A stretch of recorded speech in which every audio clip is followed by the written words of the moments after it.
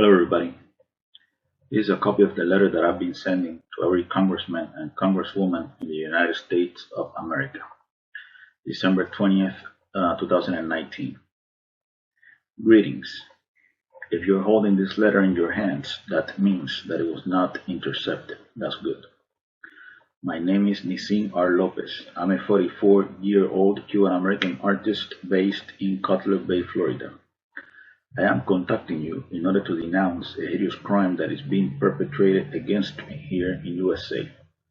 Contract stalking and electronic assaults sponsored by corrupt folks in positions of power. Yes, I am a watch-listed individual, a silent hit. I am an unwilling participant in an experimental government torture program. I've been experiencing organized harassment sponsored by the authorities since January of 2011 until the present. This thing ruined my life. You might be saying to yourself, what exactly is organized harassment? Well, this is not easy to explain.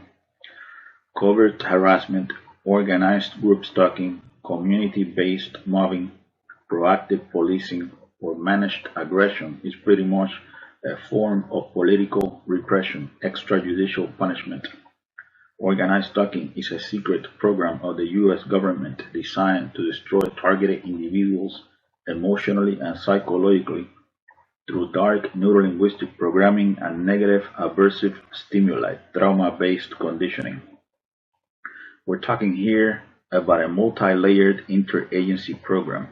Law enforcement is behind this, the intelligence community is behind this, and contractors are behind this as well. Yes, we're talking here about the Fusion Center Crime Syndicate, DHS, the FBI, the high-tech militarized police, and the private sector. HUMINT, human intelligence. That's what they call it. How does the harassment work? Well, we're talking here about heavy, overwhelming, multi-layered vigilante stalking. This is done to me every single time I go out into the general public, 365 days a year. Keep in mind that this has been going on since January of 2011 until today. The unjust, systematic harassment is done by a group of people in an organized fashion, using unethical means to torment, preoccupy, agitate, intimidate, and terrorize the isolated victim all the time, no matter where he goes. I'm talking about acts of provocation that are very well camouflaged. Street theater, invasion of space, intercepts, noise campaigns, vulgar gestures, mimicking, directed conversations, engineered collisions, orchestrated synchronicities, entrapment, etc. Obstruction of daily activities based on choice reference patterns. They know your precise coordinates at all times. You are under constant surveillance.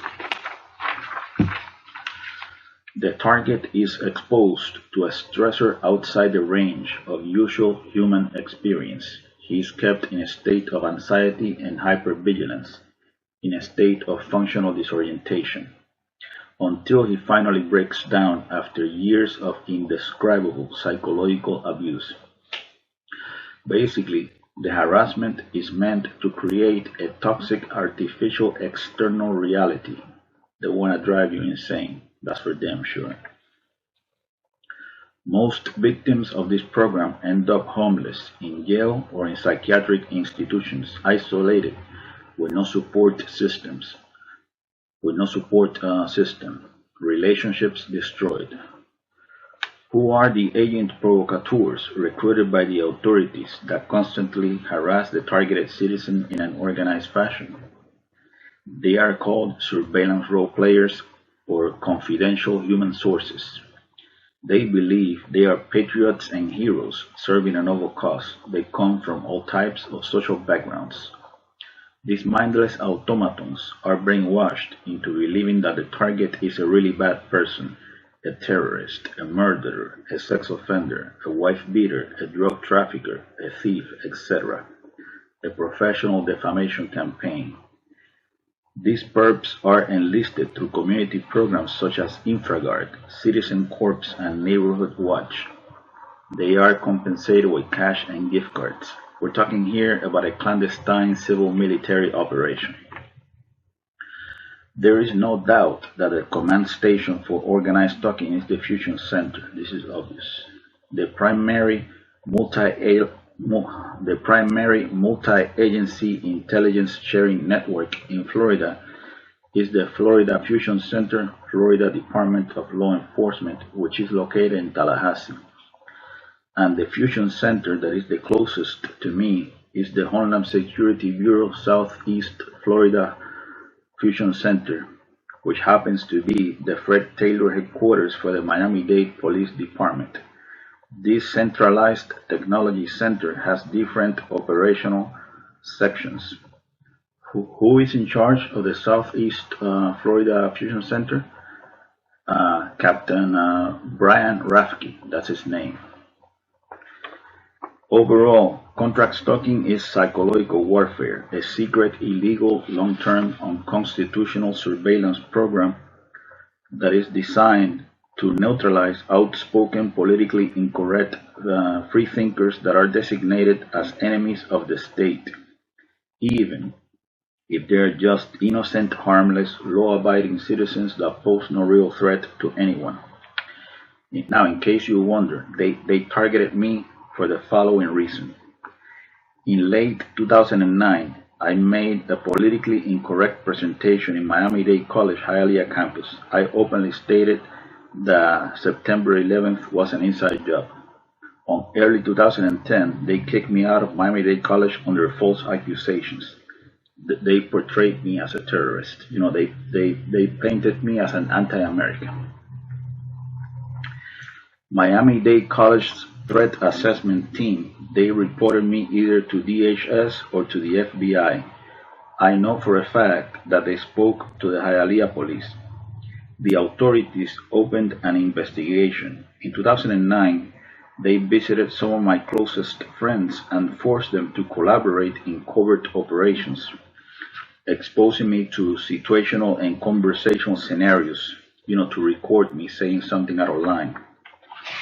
These friends of mine felt threatened by the presence of the authorities. They couldn't tell me what was happening, and at the same time, they decided that they needed to get rid of me somehow. They all knew that I had been placed in a blacklist officially. They figured, this guy must never know that we conspired against him. He must never find out that we collaborated with the police. The so-called authorities, they couldn't find anything wrong with me. No criminal record, no drugs, no alcohol, no cigarettes, no drama, nothing. Just a guy into old school heavy metal rock. You see, Merciful Fate, King Diamond, my favorite bands. They decided to create a fake profile that will make me look like a deranged psychopath, since I am into death metal, horror films, and controversial literature. They would portray me as a perverted serial killer type just because they could. They have the power and people believe whatever they say. They are experts when it comes to character assassination. So, on January of 2011, I began experiencing heavy, overwhelming, multi-layered, coordinated stalking. The harassment was very, very, very intense, unbearable. I found myself in a virtual concentration camp. On late December of 2012, I ended up in a psych ward in really bad shape. This is what they wanted,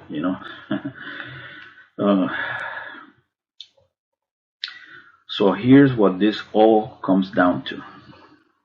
I've never done shit to anyone, but the government is working overtime in order to put me in jail under a false narrative. They're going around spreading lies, brainwashing people into believing that I am a murderous sexual predator. Where is the tangible, verifiable evidence supporting these wild allegations? If their claims are true, why don't they arrest me?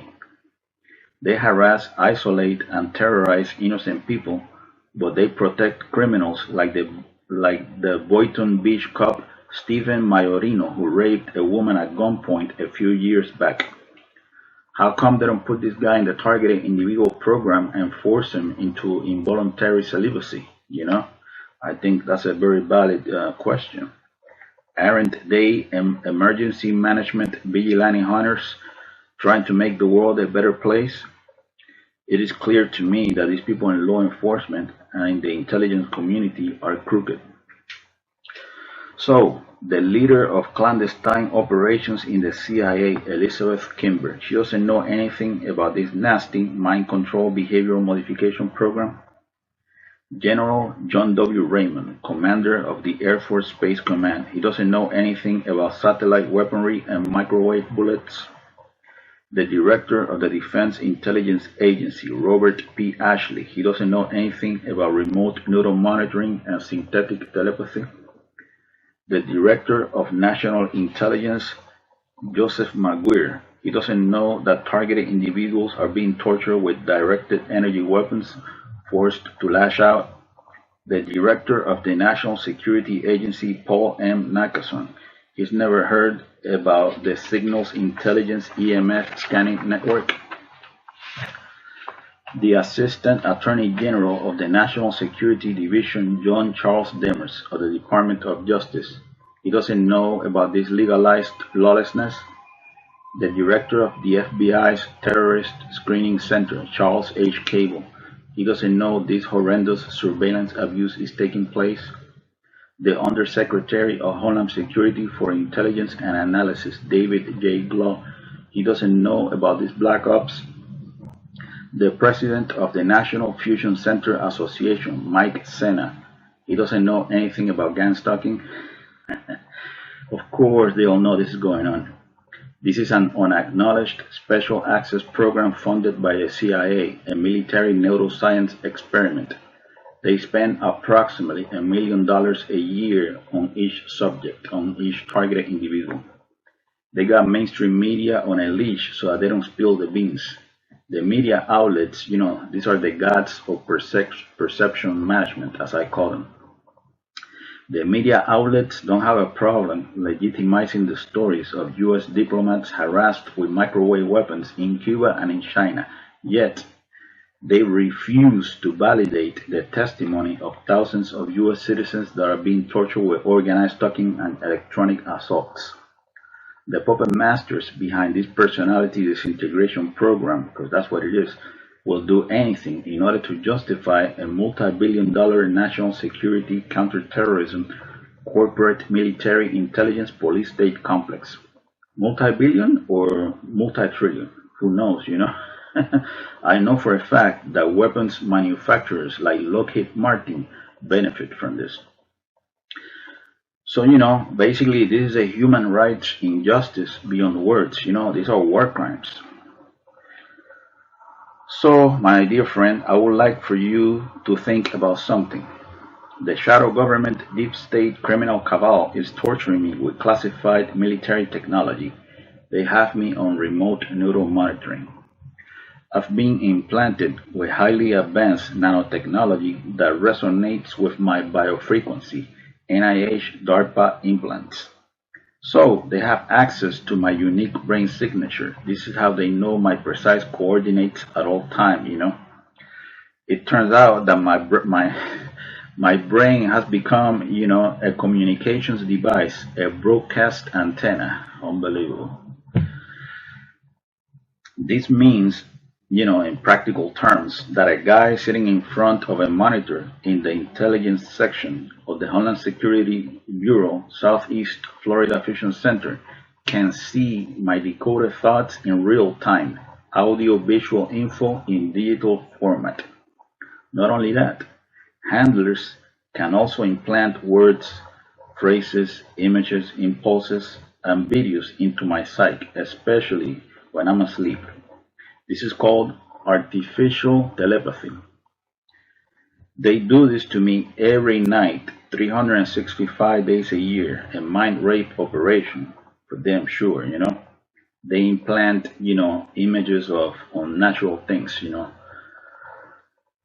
So basically, the long-term goal that these people have, doing this shit to me, is to modify me against my will and to turn me into an abomination, a bizarre re-education strategy, an inversion process, induced atrophy.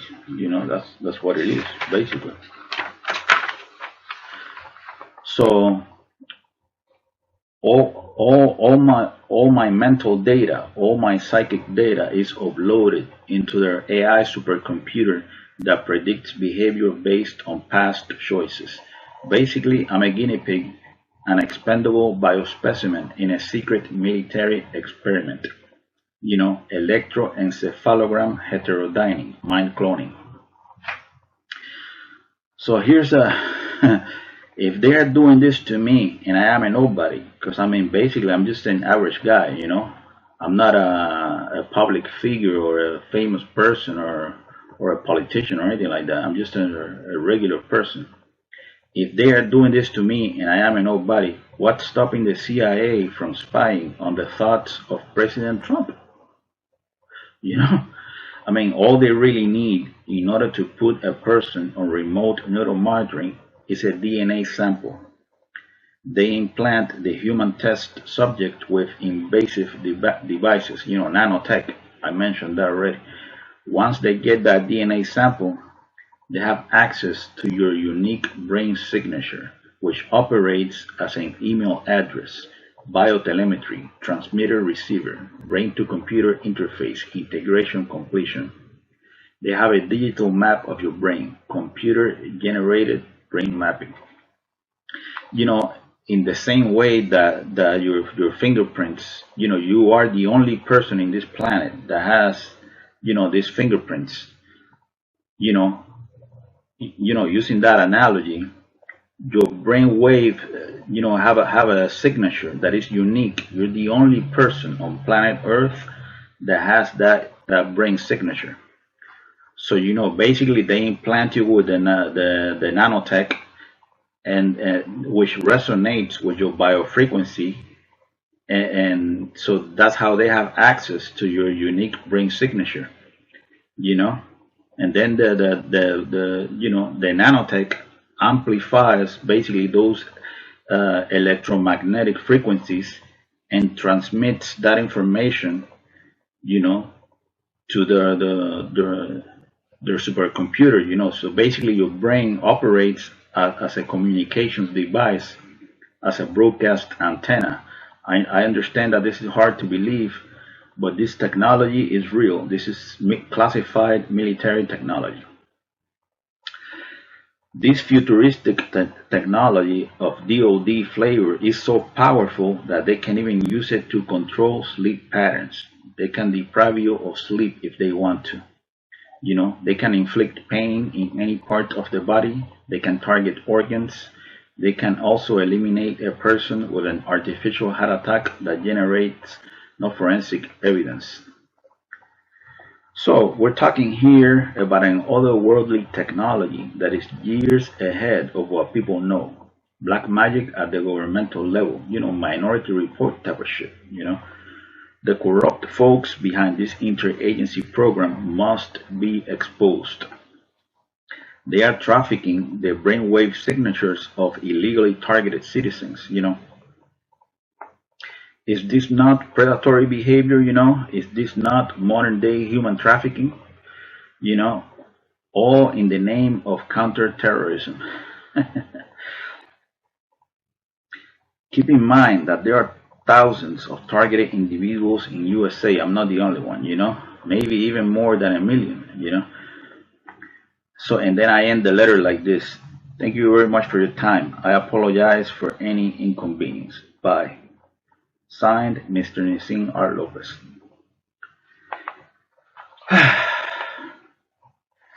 To this day, I still can't believe that this shit happened to me in the United States. Unbelievable. Wish me luck.